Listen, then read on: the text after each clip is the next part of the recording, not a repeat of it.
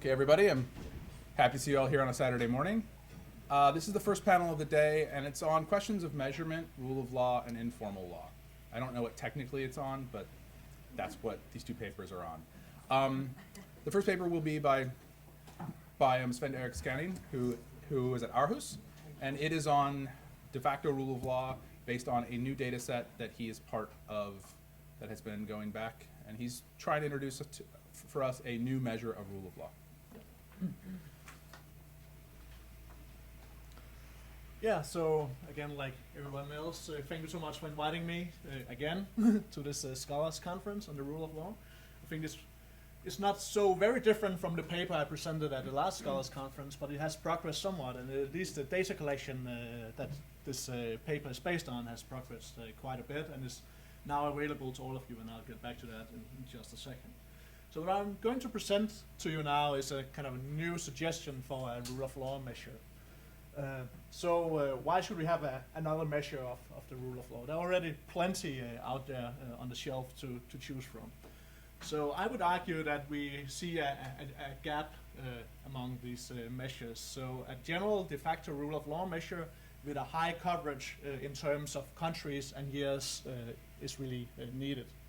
So if we look at the existing measures provided by the World Justice Project, the Freedom House, the World Governance Indicators, etc., they fall short on at least one of these different dimensions. Either so they have very short time series, it applies to the WJP measure. They have low construct validity. If we would say that the executive constraints indicator provided by the Policy Project is a proxy for rule of law, it goes far back in time, but it's not really capturing the core of rule of law as most people would understand it. Or we would have some new attempts to measure the jure rule of law, but that's often not really what we're interested in. We're interested in practice rather than the formal setup. So I'm going to propose a new rule of law measure based on the varieties of democracy data set. To underline my previous point about the potential shortcomings of previous measures, you see that Freedom House measure here only goes back for the disaggregated rule of law indicator to 2005, even though it has a really high coverage regarding countries. The WJP measure goes back only to 2010 and still has a kind of fairly limited coverage of countries, even though that is covering nowadays most of the big countries, at least the middle-sized countries. And the World Governance Indicators, already in one of my comments to one of the papers yesterday, emphasized a potential problem with that over time comparisons is kind of undermined by the way it's constructed, but also that only goes back to 1996.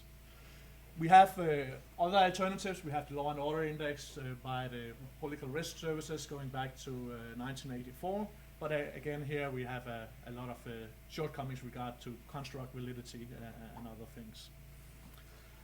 So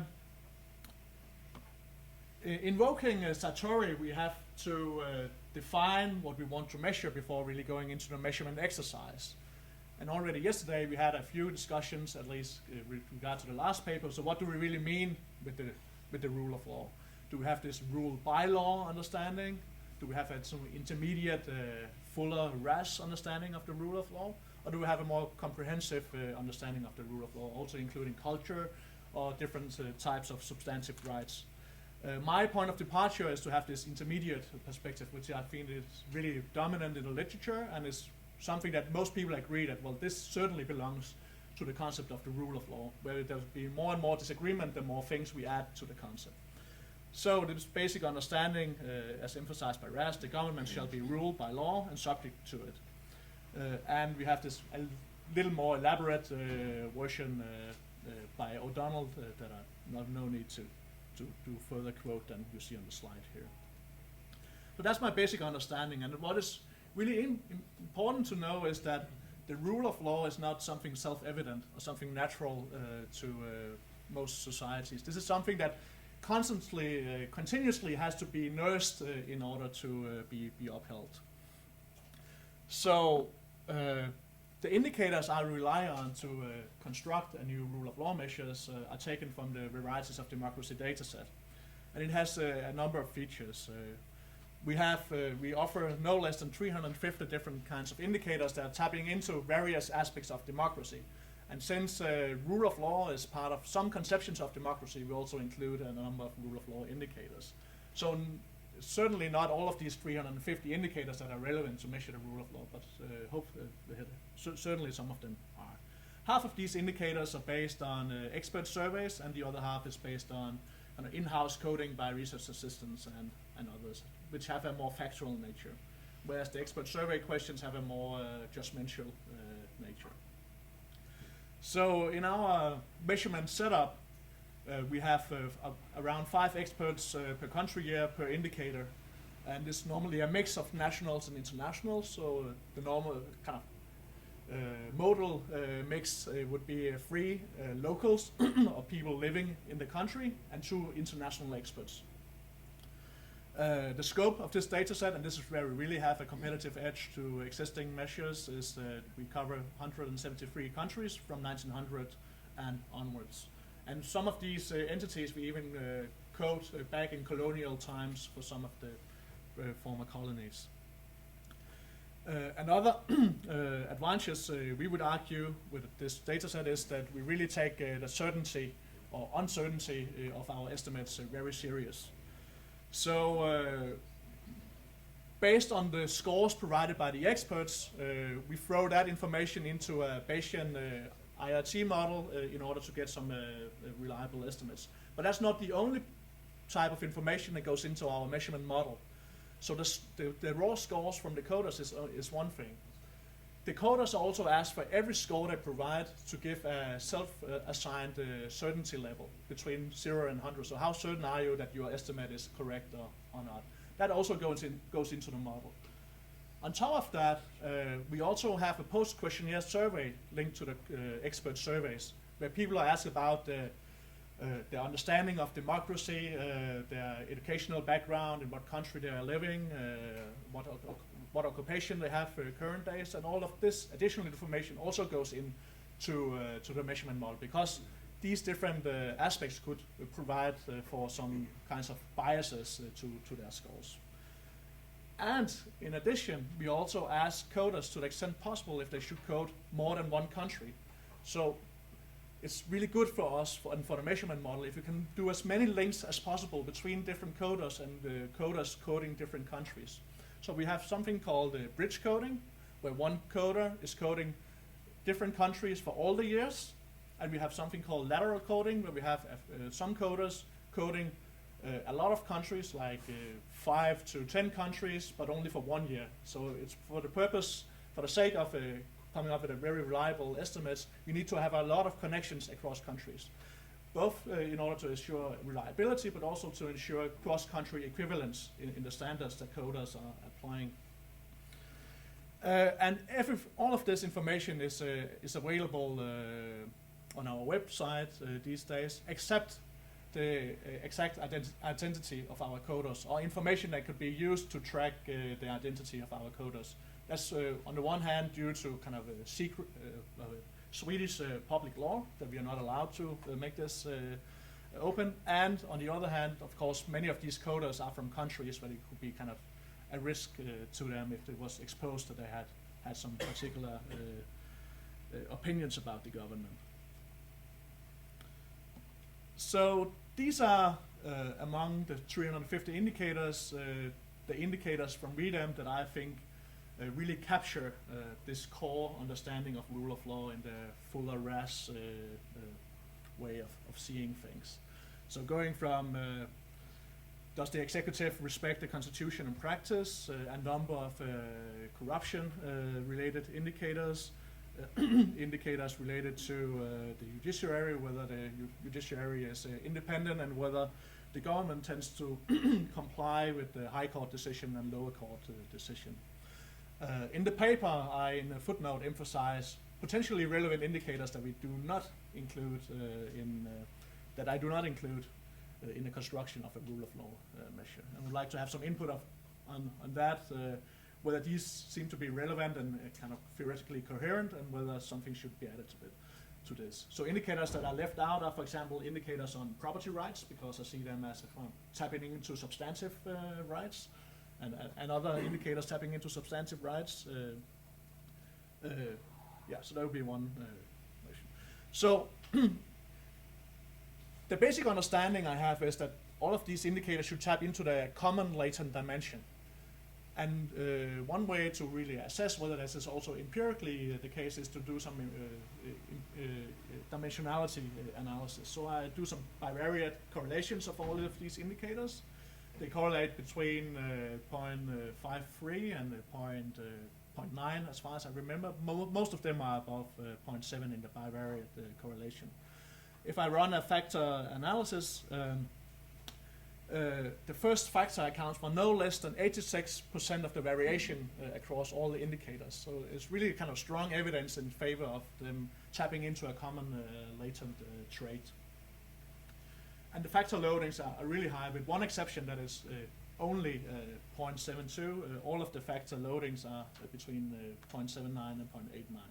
This really strongly speaks in favor of them tapping into the same thing. And it's important here to know that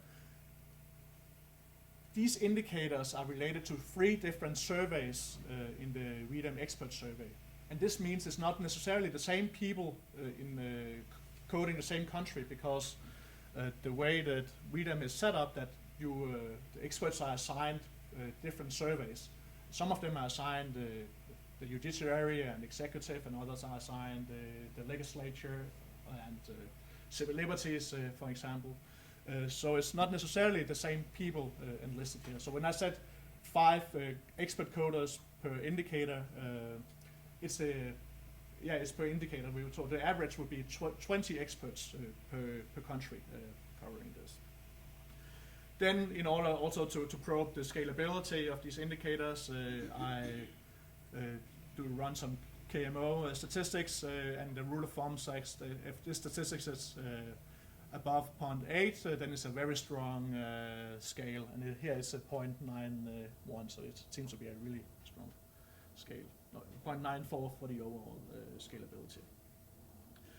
So just to give you some descriptives, so this is the way, according to the factor scores, that the mean observance of the rule of law has behaved over the whole period here.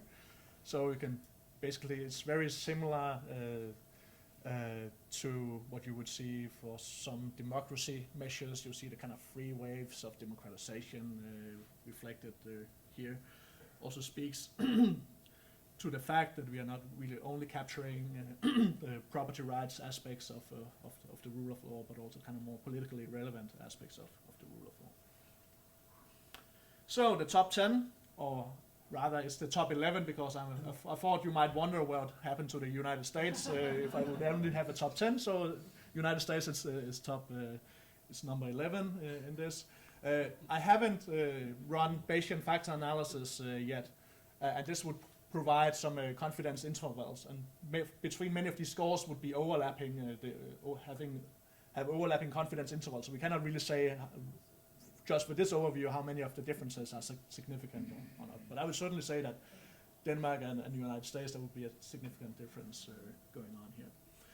This is the top 3 with the World Justice Project indicators, and of what is in common is, I'm very happy to say, of course, being a Dane, that Denmark comes out first in both of these accounts. But in general, looking at the newest version of the World Justice Project ranking is very similar to what I come at with using the WEDM data.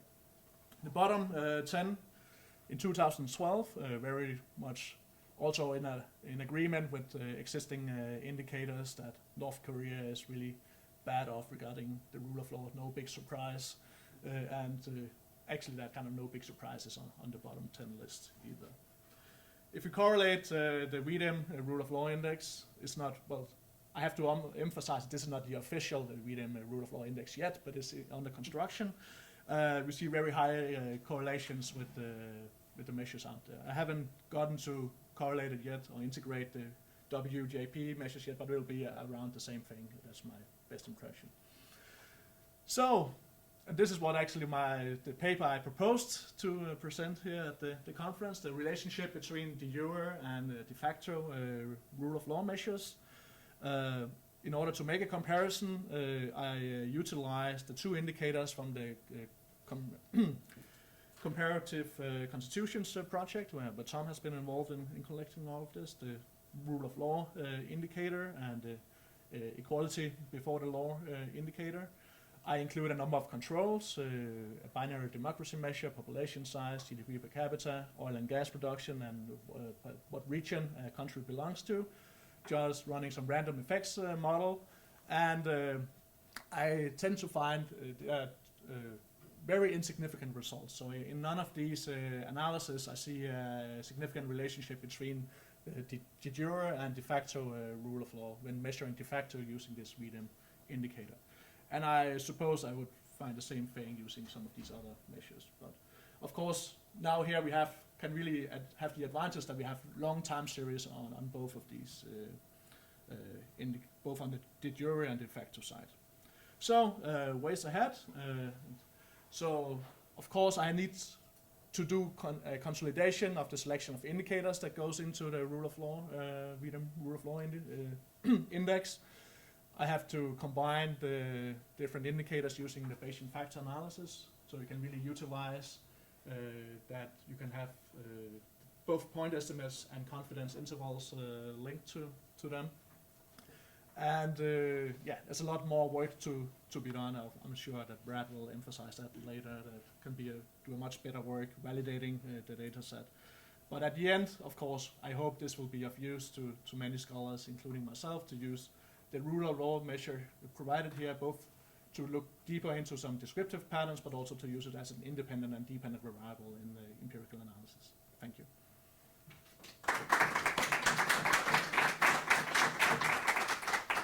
So I am forced to think of the joke where if you construct a ranking of departments or universities, your ranking always means your school jumps up the rankings. So well done on that one. And Took me a few weeks to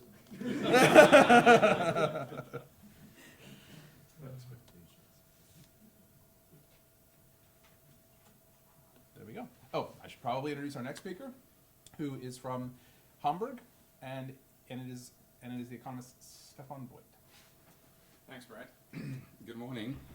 Actually, before I start, I should say why I chose this topic. So, I know it was shortly before Christmas or after Christmas, then Tom got in touch asking about possible contributions to this conference, and he announced that we will be talking about informal law.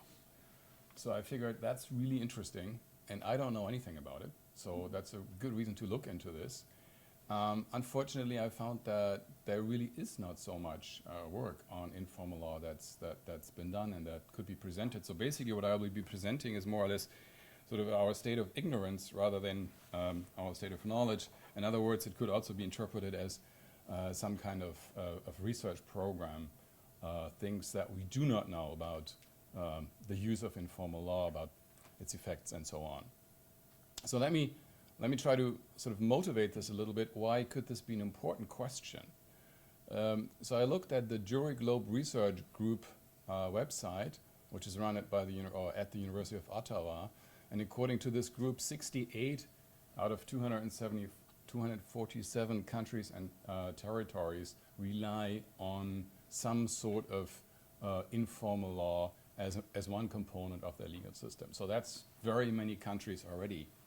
Now, interestingly, there's not a single Latin American country named in that list, which strikes me as amazing. I think there's at least 10 or 12 Latin American countries who have included provisions for the recognition of informal law into their constitutions. So I think this estimate of 68 countries is clearly underestimating the true relevance of informal law. So given how many societies rely somehow on informal law, it's amazing how little we know about it. Here are three questions I believe to be important or I believe to be relevant. The first question would be, what are the factors that determine the legal status?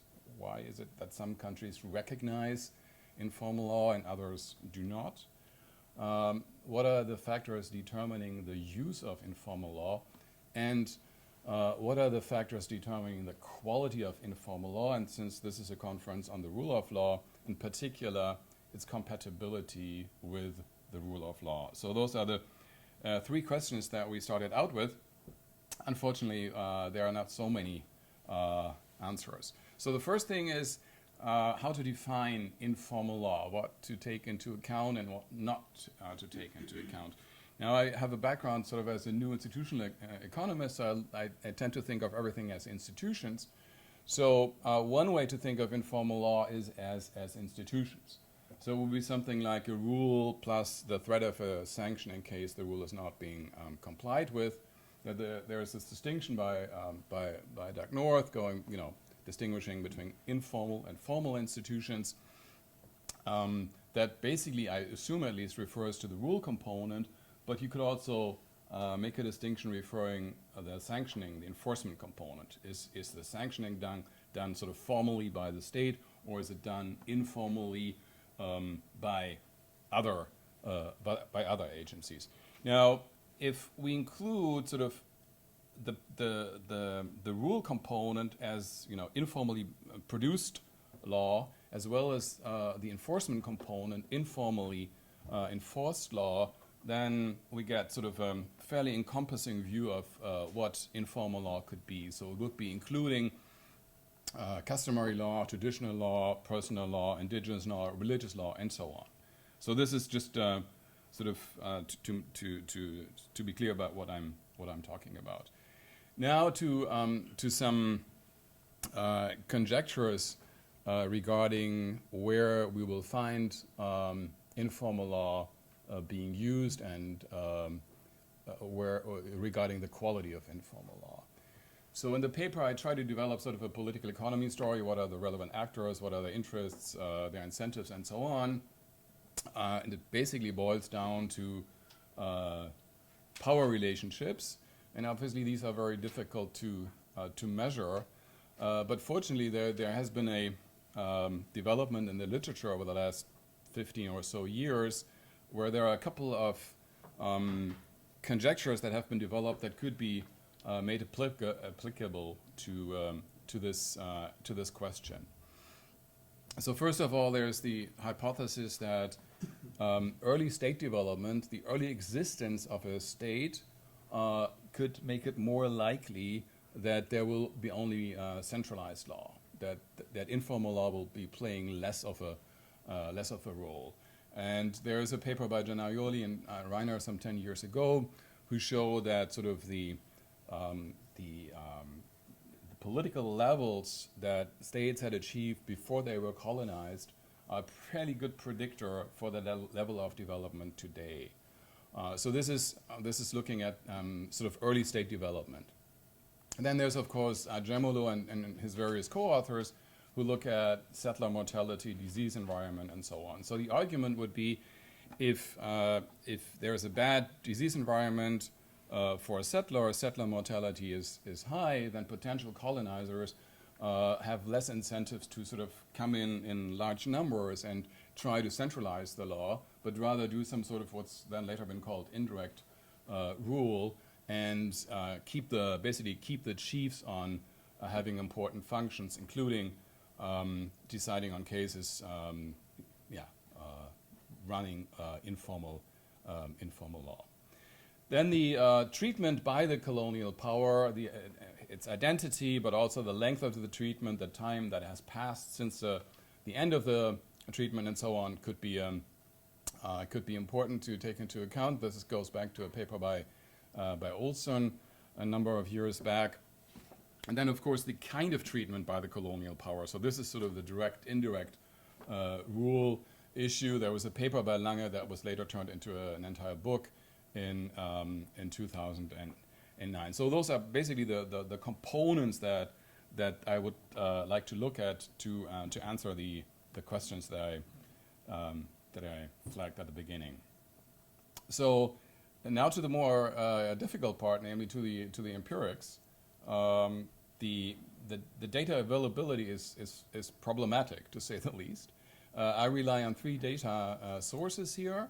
One is a fairly unknown data set by a French development agency, the Institutional Profiles database.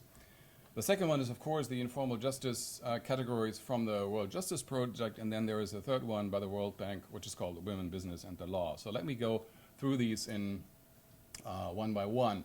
So this French database has one variable that indicates the share of rural land under the traditional rights system, use, grazing, transhumance, exploitation, etc., on a scale from 0, no land under traditional rights system, to 4, very large parts under traditional rights system. Now, this is interesting. It's obviously only covering sort of one, very particular aspect of the use of informal law, but it was really the only variable that I could find that basically covers the extent of the use of informal law for a large set of countries. This is available for like 143 countries. Last night over dinner, I talked to Juan, and he said, well, maybe we can, get some broader take on the use of informal law from data that's included in the World Justice Project, maybe for 60 or 70 or even 80 countries. That would obviously be very, very interesting to have, as this only really covers one specific aspect, although obviously it is a very important aspect. Then to the informal justice categories within the World Justice Project data, there's basically three indicators. One is on the issue whether informal justice is timely and effective. A second one is on the issue whether it's impartial and free of improper influence. And the third one is on respects and protects fundamental rights. So I tend to think of the first one basically as the effectiveness of informal law, and the second and third one in terms of its compatibility with the rule of law, impartiality, respect of fundamental rights. And the last one gives us some information on the de jure status of informal law. It's taken from a report by the World Bank. The World Bank looks at what they call customary rule on the one hand, or rules on the one hand, and personal rules on the other. They tend to basically be religious rules. And then they look whether courts are formally recognized and the law as such is formally recognized by the respective countries. So I take that as an indicator or variables for the legal status of informal law. And basically now, most of what I do is I walk you through some correlations, some between these indicators, some between the indicators and contemporaneous variables, and then a last slide on the possible determinants of the use and the quality of informal law. So if you look at this first column, rural land, so that's the extent to which informal law is being used regarding land, you can see that it's basically not very highly correlated with either the quality indicators or the de jure recognition indicators. Within the second area, that's the quality of informal law, you can see that the timeliness and the impartiality and the fundamental rights are basically not correlated very highly, which makes sense because they are not logically connected to each other, whereas impartiality and respect for fundamental rights are highly significantly correlated, which also makes sense. So this gives us a little trust basically in the credibility of the data. Then the quality, how about the quality and the legal status? As you can see, generally very low correlations. Finally, this distinction between customary law on the one hand and religious law on the other, as you can see, these are also not highly correlated. The only significant correlations here are between having a customary law and having a customary court, and having religious law and having a religious court, which makes obviously complete sense. So let's move on to the second of these slides, or the second set of these slides, namely looking at the informal law indicators and some sort of contemporaneous variables. What we can see is that the higher the per capita income, the lower the extent to which informal law is relied upon. We can see that the higher the rule of law, the lower the extent to which informal law is relied upon. Regarding the quality indicators, we see that timeliness is negatively correlated with income and the rule of law, which sounds a bit strange, but I guess there's a fairly straightforward explanation for that. Whereas fundamental rights are positively correlated with both income and the rule of law. Finally, regarding the formal status, recognition, we can see that the de jure recognition of customary law is negatively correlated with income and the rule of law. So the higher the income, the better the rule of law scores, the lower the likelihood that customary law will be formally recognized. Regarding religious law, we can see that it's the higher the level of democracy, the de jure recognition of religious law more frequent in Muslim countries. It's negatively correlated with democracy. Yeah, that's what I wanted to say. So this is basically gives us a picture of how the use, quality, and legal status of informal law is connected to some outcome variables of today. Now, a quick look at potential causal factors. So I believe to have an explanation for the quantity, the extent of use would be most interesting. So this is basically the first column that you see.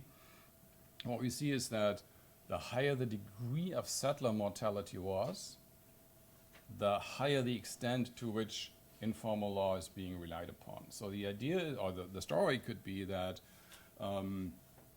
if settler mortality was high, there were few European settlers, there was few incentives to install basically their own, to bring with them their own institutions. So there was more leeway for relying on informal law. Population density in 1500 is often used as a proxy for basically something like income in 1500.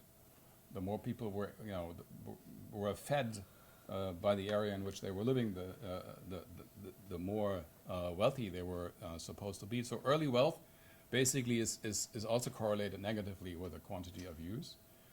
The share of Europeans, the higher the share of descendants of Europeans, the lower the likelihood to find an extensive use of rural land today.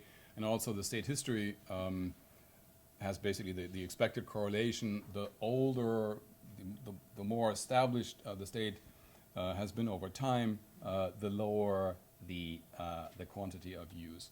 And instead of going through all of these columns one by one, I just want to have a look at two of these variables, namely the share of Europeans. As you can see, that's almost throughout somehow significantly correlated, and the same is true with regard to state history. So in sum, it seems that early state development reduces the prevalence of informal law, as does a high share of European descendants. Basically, this is only correlations. We do run some multivariate regressions, and basically they can confirm these eyeballing results. I will spare you the additional slides.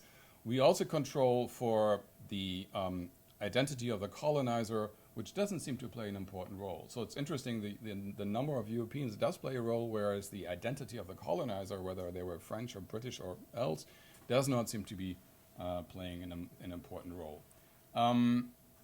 Now, next steps. I mean, this is only sort of a number of correlations. First of all, I believe we do need better data, and in particular, this dependent variable, the quantity to which informal law is being used today. And there is hope that the World Justice Project can help again, so that would be very nice. But there's a couple of additional issues. We've talked as if informal law basically was some sort of homogeneous thing, which is obviously not true. So it seems to be important to take the heterogeneity of informal law explicitly into account. This is basically a plea for more regional data, which is always an issue with the World Justice Project. But it could also be useful to look at large countries where we expect a high degree of heterogeneity and study them as case studies, such as Brazil or India. Regarding the data collecting exercise, it will also be interesting to extend some of the data that we have on former British colonies to other former colonies. We know, for example, the percentage of customary court cases in the 50s in former British colonies. Would be nice to have something for former French and former Spanish and so on colonies. Just concluding a remark, I think the topic informal law is basically with us to stay. It seems there is a trend, at least in many Western European countries, that informal law is also getting more important there. We have, in most of these countries, we have a sizable Muslim population that oftentimes prefer not to go to state courts and even try to circumvent state courts in criminal cases. So I think, if anything, the relevance of informal law is to increase over the next couple of years. Thanks.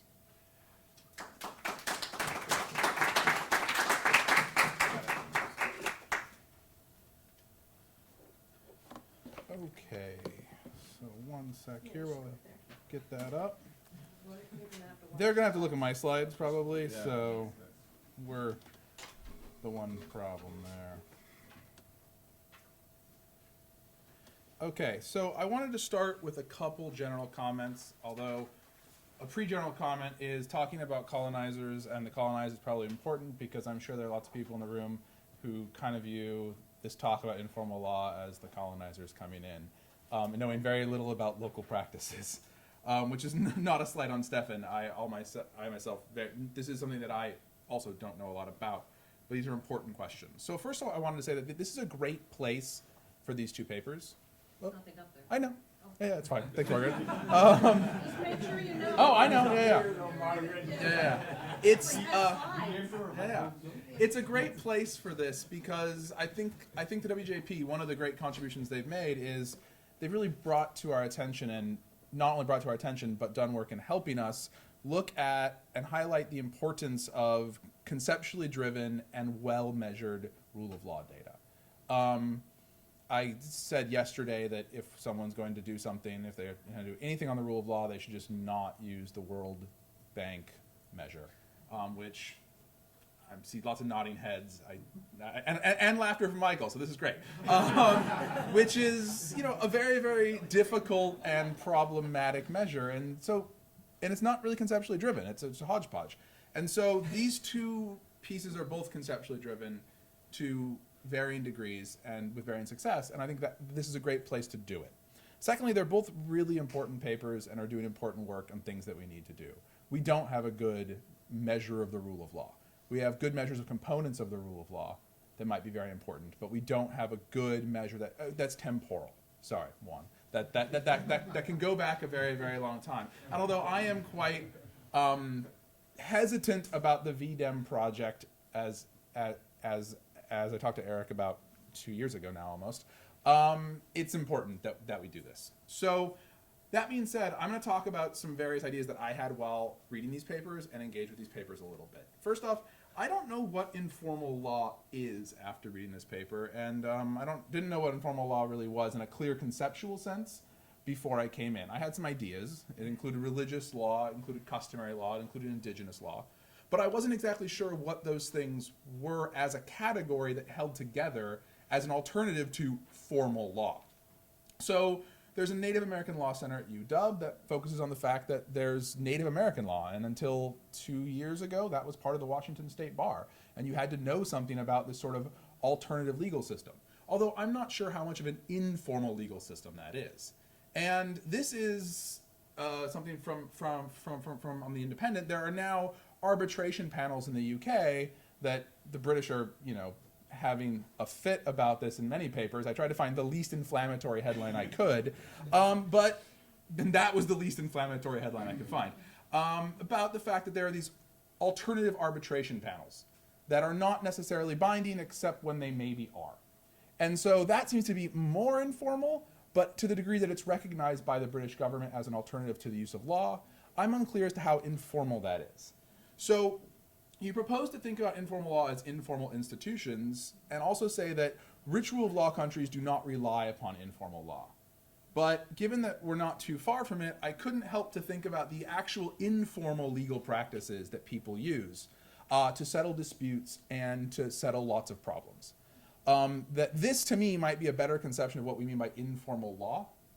And that makes me think really, I was really thinking about the paper by Barry et al. About centralization versus decentralization and the focus on a centralized authority. And so I'm curious, and I would like us to think more about what informal law means in the concept that we're using it here. And then think about what is the point, the objective, and the goal of informal law. If we think about one of the goals of law is to regulate and to regularize behavior, well, then that might tell us something about what we mean by the informal law. But if that's the case, religious, indigenous, customary, informal laws don't all mean the same sorts of things. And I think we need to think conceptually and theoretically about how these things might differ. And when I say we, I mean those of us who haven't done that. I'm sure there are people who have. And I don't know how much the first three of these are informal. And I don't know if the distinction we want to make is that distinction that's being made in the paper, which is, can the state change it? Because I think the state can change a lot of these things if it wants to. In fact, it can change it by simply deciding we're not going to recognize it, or we're not going to allow you to do these things or to recognize these things in various ways. And so I don't know if this is the best way to think about informal law. And so this is the rural measure, and he's right that it's underused, but there's no code book on the French government's website, which makes finding things difficult. And this, remember, it's from 0 not used at all to 4 used a lot. The far left black squares are South Asia, and the far right 2 triangles are Canada and the US. It counts Mexico as part of Latin America. So it's just North America on the far right. I didn't have space for those. But you can see significant amounts of intra-region variation, which suggests that it might not be colonial history, and it might not be imperial legacies, as those map onto regions quite well. And if you want to look at income levels, you see various lack of patterns, really. And this is the income levels in the French data, not log GDP.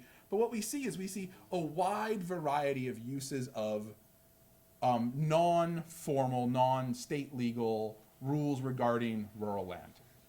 And I think this really is something that we need to think about as to what does this mean, and what do we want to go to do and think about how these things might matter.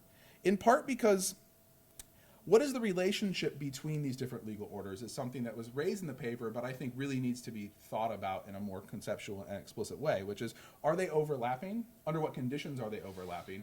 Under what conditions are they substitutable, or are they complementary? And you know, this is not a critique in the sense of it's a problem. It's something that we need to think about this more if we want to pursue this question of informal law. Specifically, how informal law might relate to the rule of law. So, moving on to Sven Erik's paper, 2 things that I would suggest that I didn't put in my slides that I just thought of are explaining that weird drop in 1975 is probably an important thing to do and talk about it more. And I would highly recommend doing some plots of just countries over time, and ideally ones that most people know a lot about, just so you can show people that there's space validity to this. So 3 things that I was thinking about on why country years are probably not the way to go. First off, there's a lot of subnational variation within the World Justice Project data. And in many cases, this swamps the cross-national variation. And all that data currently is the 3 largest cities. So that's really a lower bound on how much subnational variation there can be. And I was ecstatic to hear that they're going to be addressing that explicitly with Mexico, which I think is a great idea. And that's the future World Justice Projects. Finally, I think both Rachel's paper and Beatrice's paper yesterday show the significant amount of subnational variation that is out there and how that can be very, very important. This is the second time you've seen this map, and I think that's hilarious because I had it in my slides already, and I don't know how many times you've seen this map since it was published in the New York Times last year. But this is lynching in the American South, and you can see there's not only cross and subnational variation, there's also sub-state level variation, and there's lots of issues that are really important that are going on here that we need to better understand. because it happened not just in the South, but we can see significant amounts of variation happening. And this is obviously something that is very critical for the rule of law, is that we need to think about the fact that there can be parts of countries that have high functioning rule of law that can be very, very problematic when it comes to the rule of law. And this isn't just a historical phenomenon that we think back to, but this is happening right now when we think about the fact that there are lots of policies that are explicitly geared toward preventing certain groups from voting. And if that isn't an attack on the rule of law, then I'm not sure what the rule of law means. So there are some limitations of even contemporary expert coding, and this is something that I would like VDEM to address more robustly in the best ways they can, although they're doing a lot for it right now. But they need to do more to convince me, at least, of the validity of asking people about low court independence in 1903 in Latvia, or in Russia, or 1915 in Poland. So this is the World Justice Project's a question on land use and if it is enforceable by courts. And the expert assessment does not correlate almost at all with the popular assessment. So when you ask experts the question and you ask the public the question, forgive the China being extra large, that's not relevant for today's talk. But you see that this is correlated 0.2, very, very, very low. And this is, if you take the state to court, will you get redress of grievances over property disputes? And you can see that so there's two fit lines there, and you can see that there's not a lot of fit and not a lot of agreement. And that doesn't mean that we can't trust the experts, but it does mean we need to think about what the experts are getting at and what the people are getting at, and why there might be significant differences between those things. So I just really wanted us to think about these things, because both of these papers are really interesting, good papers that are going to push us to think about things, and as I think, push me to think about things. And I'm not going to talk about the bivariate correlations and those sorts of things. I just wanted to think about the bigger conceptual issues that we can hopefully talk about now in the Q&A. So let's have a seat. And I know the first question.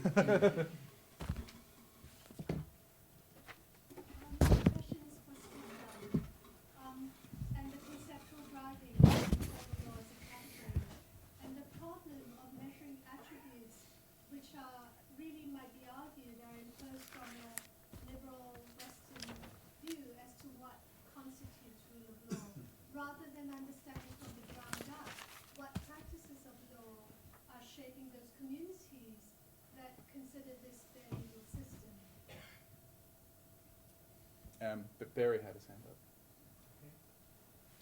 I think that the panel has raised some great questions, and I think Brad was right to really highlight the issue of what constitutes informal law. And I think this is a great issue, and I'm certainly not myself. I feel that I really understand the nature of this. First of all, with respect to religion, I don't know a lot about Islam, but certainly the medieval church in Europe was certainly part of the state. We can't think of the secular state as being the whole state. And so in that sense, and it had lots of formal procedures, and so it's hard to think of that as informal law. I don't know what that has to say about modern. But it certainly says, can the state change it is not a simple question, especially to the extent that religion may be part of the state. And then another has to do with the Ellickson comparison, because this is one of the iconic examples, I think, that we have. And I think it's worth thinking through in some ways. One way to think about it is that there's this informal group that informally contracts away from the state law. So there are ways of dealing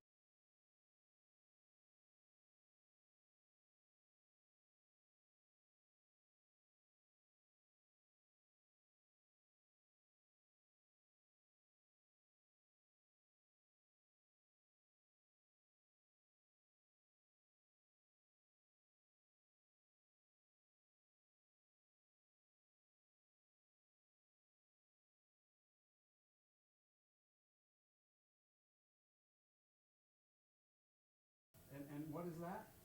The breakfast diner. Remember the farmers, the ranchers all get together for breakfast. And they talk, did you see what so-and-so did? What should we do about that? And, well, in the past we've done this, but this case isn't like the past. And so there's really a debate among this group as to what ought to be done. And especially recall one of the key features of the case is a newcomer comes in and won't follow the rules, has no interest in the rules, and they have to figure out a way of getting him to play, at least play to some degree by the rules, and the like. And so in that sense, it seems to me that there is some aspect of formal law here in the sense of it's meeting the let me not use the word formal. There is some aspects of law here because it meets the criteria, I think, for the definition of law. And in what sense is this formal or informal? Well, it's certainly not the state. It doesn't have anything to do with the rules don't have are not set down by the United States, by the state of California, or by Shasta County. So in that sense, one could say that they're informal. And yet, in another sense, there is a degree of codification and memory and adjudication of this, and it looks a lot like formal rules. So I'm curious as to what others think about that. So we'll go Frank and then Benito, and then we'll let responses. Everyone has their hand up. So let's try to not be as long-winded as me or Barry. Well, this is in the spirit of what Barry just said, but how does either the World Justice Project or DDEM code something like contemporary China? So China has a formal system of property rights, but everybody knows that for large investments, the way that you secure your property rights is not through law, but through the personal relationship you establish with the party secretary. So does that count as informal law?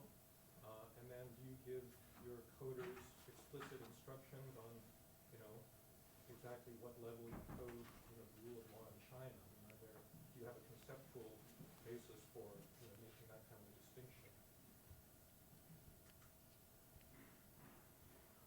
Okay. So we'll have a question from Benito, and then we'll let a brief response from the others. Okay, a very brief point about this issue of what is informal law.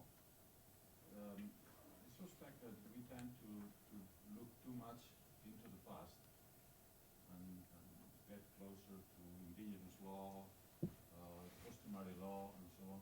And there is another aspect in today's economy which might be much more important and which shares many features, which is private arrangements within firms and between firms, which share many of the features because it provides also an alternative legal system, an alternative legal arrangement. And however, forget it. For instance, the indices don't pay any attention to how much freedom contractual parties and in particular firms have in structuring private legal systems. I mean, the interaction between the tension between the unitary idea and the freedom to organize alternative legal systems, I think, in today's economy is of has key importance in how the economic system works, and we pay very little attention to it. It's just this type of related to the issue of formality versus informality. How to deal. Can I? Yeah, go for it. Okay, thanks very much for your comments, and thanks for all the comments and questions. Maybe I start with Barry. And it seems that this informal, the use of words here sort of makes us feel uneasy. And actually, I've always been uneasy with this distinction that goes back to North between informal and formal institutions, because it's exactly the question. Starting when is an institution not informal anymore but formal? So I don't think that really is sort of that holds a lot of water, that distinction. So basically, I prefer a different distinction that doesn't refer to the type of rule, whether it's formal or informal, but refers to the kind of enforcement. And I prefer to think of institutions as being internal or external. So the idea would be, this is a very old 19th century distinction, I know, but the distinction would be, are the rules being enforced from within society, or are they being enforced by somebody out of society, that is the state? That's this internal, external. And now that'll raise a lot of additional issues, I assume, but I see the point that this informal law taxonomy or delineation is not really crystal clear, but that's just the word that's being used. So I didn't try to work on the taxonomy here. Going to Brad's first question, yes, indigenous is not identical with, is not with customary, religious, etc., etc. I think there's lots of potential for using a more fine-grained taxonomy. I proposed one. Basically, I said all of it. We'll just summarize it here as informal law. But if I remember correctly, there's at least 6 different kinds of boxes that I try to distinguish between each other. So, in other words, yeah, there's a lot of heterogeneity going on, and it's important to take that heterogeneity better into account and more explicitly into account. But the idea here was simply to have a very first take on the potential relevance of the issue in a very broad sense. Maybe just one more remark. The proposal to look more deeply or more precisely into the question whether there are substitutes or complements is well taken. It's actually in the concluding part of the paper where I say that should be done. The problem of doing so, or the difficulty of doing so right now, is that the data are so unreliable. So, dealing with the question whether informal and formal law complement each other or basically compete with each other or are substitutes is not so easily answered on the basis of the data that we have. I've looked at a similar issue with regard to alternative dispute resolution. So the question is, when courts are not independent, is there basically an easy way around the non-independence of courts by relying on ADR? And there the relationship is clearly complementary. It's not a substitutive relationship. So in other words, ADR is not sort of a quick fix for a non-independent courts. Okay. Yeah, thanks for your comments and questions. I agree that it would be wonderful to have a lot of subnational data available, but we have it for Mexico in some ways, we have some for India, we have some for Brazil, etc. But to do the same thing for all countries in the world is kind of next to impossible with the kind of resources we have at hand. So of course, we're tapping into a particular approach and research tradition, having countries as units, and I think there's still room there to get some new insights and so on. But that said, of course, going subnational would be wonderful too. But there's a trade-off between having a lot of detailed knowledge of one country and having kind of general knowledge of many countries. Expert codings have a lot of limitations. We totally agree with that, and we are hopefully aware of most of the limitations, and we do as well as we can. Going back in time, of course, we see that it's comforting for us to know when the experts are asked, so how certain are you about this particular estimate for a particular year? We see that the further we go back in time, the experts become more uncertain about their estimates. And this should be reflected in the confidence intervals in the estimates that we provide. We would have loved to have a lot more subnational indicators. I think we have 10 or 12 on kind of sub-regional differences in respect for civil liberties and free and fair elections, but unfortunately we don't have any particularly addressing the rule of law. But I'm looking forward to the World Justice Project digging deeper into this. It's fascinating. So let's take some more questions. Yeah, Is well, that cool? just to Okay, Frank's, sorry, yeah. Frank's question on contemporary China, how do we frame our questions to the experts? It's very much kind of, even though I said we have 15 indicators on the rule of law, it's still on a very kind of general level. So we are not asking about different subsections of society or industry, for example. I provided all the relevant codebook information in the appendix of my paper. But again, here we see the trade-off between the kind of general aims and going into detail. So I have so far 7 people. I have lots of you written down so far. So let's try to keep them as brief as possible, only because we started a little bit late and we're running out of time. So Margaret, Juan, and Bill. Oh, okay. suggestion about how to think about this formal versus informal law issue is not to think about it that way. Because the issue really seems to be the state-imposed law versus alternative legal arrangements of some kind or another. They could be customary, they could be indigenous, they could be religious. There are lots of variations which we could conceptualize. But the real issues here, it seems to me, are when and under what conditions does one or another have effective jurisdiction and where. And we also then get back to the question of sort of compound legitimacies. When are substitutes, complements, competitors, et cetera, in different kinds of laws, and what does that then do to the way in which the society obtains order? Very quickly, several points.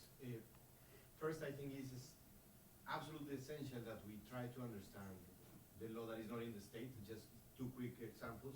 In Malawi, there are 25 judges in the entire judicial system for a 15 million people population, and 10,000 traditional chiefs. So justice in Malawi is customary. The formal legal system is a tiny, tiny little thing. And that's true, not that extent, but that's true for 20 countries in the world. Second, the data that, Stefan, you used for this from us is not here, and it has a whole lot of conceptual issues. It was a placeholder for some time. I'm delighted you're taking on that project. And I'd be happy to work with you. We would be happy to work with you on trying to sort out the conceptual issues on, for instance, the formality of Jewish law or Sharia and the sophistication thereof is several times more than state law in many cases, and is completely opposite of the Sassywood shaman or chief in Liberia or in the Amazon. So lots to work there. I'm happy to work with you. Delighted that you are taking this project. Yes, we're going to Mexico, and Roberto is heading our, just a quick introduction. Roberto is a Emmy Award winning documentarist and a PhD researcher and a lawyer. Is heading that exercise for the World Justice Project, together with Alex. They're measuring the rule of law index in each one of the Mexican states, plus another project in criminal justice, and just, that's it. Okay. For Eric, lots of good work, thank you. I have the disadvantage of not having read your paper, so these questions may be off mark, but more, not so much questions as comments. Three things sort of jumped out at me off of your PowerPoints and your comments. One was, where's the substance of the laws? I didn't see a word up there about fundamental rights, human rights, security of the individual, property rights. It's all rule by law stuff, if you want, just distilling off of the screen. And I think that's a mistake. I think the rule of law has got somewhere to have, however awkward it is, some notion of the content of the law that we're talking about. Secondly, great to go back in history, but I think you run into the challenge of, as you just said earlier, sort of less and less accurate perceptions. I don't care how good the experts are, and that's my fault for not being a history major, but I think there's a point at which the perception of adherence to some notion of the rule of law becomes much less interesting than finding out what's going on in the street today, as or even 6 years or 10 years. And thirdly, this is too much me and not enough the project, so I separate myself from the smart people of the project. I would like to think that folks like you are not wedded to the notion that liberal democracy is the only or even the best version of a rule of law system. I hope that the Academy has within it the breadth, the tolerance to think about to what extent the comparison ought to be not Roger Cohen comparing authoritarian governments with democratic governments, but rule of law governments. And I think there are other brands of government that do meet universal standards for the rule of law to a greater or lesser degree, and I think that our taxonomy, our thinking ought to be broad in that sense. So even the name of the project, VDEM, terrific, clever, but it's not just about democracy, I don't think, and this sort of leads into Stefan's work, which is how much can we learn from these, what I'll just call non-formal and even, to be provocative, as my lawyer friends are talking about access to justice, I keep scolding them and saying, stop acting like an inward-looking guild. All of your ADRs in this country are lawyer-centric, all kind of part of a judicial process, one removed from the justice system. Maybe we should be thinking about elders. Works awfully well in Malawi. And why is informal law so prevalent? Because it works for the people. And we can impose our sort of Western notions of due process and human rights on those systems, but the question is, I think, does it work for them, and how does it work for them, and why does it work for them? And there's a lot to be learned there. So I'm just bravo everybody for starting to look more into what I'll call non-formal rule of law stuff. I'm going to take chair's privilege and just take more questions instead of answers, which is Federica and Jillian, and is it Deborah? Okay, those next three. All right, two comments one for each. The first is to complicate the question of looking at enforcement to differentiate between formal and informal or something, and to bring the substance back in. How do we deal with state institutions that are enforcing customary law by co-opting those tribunals at the local and a section level?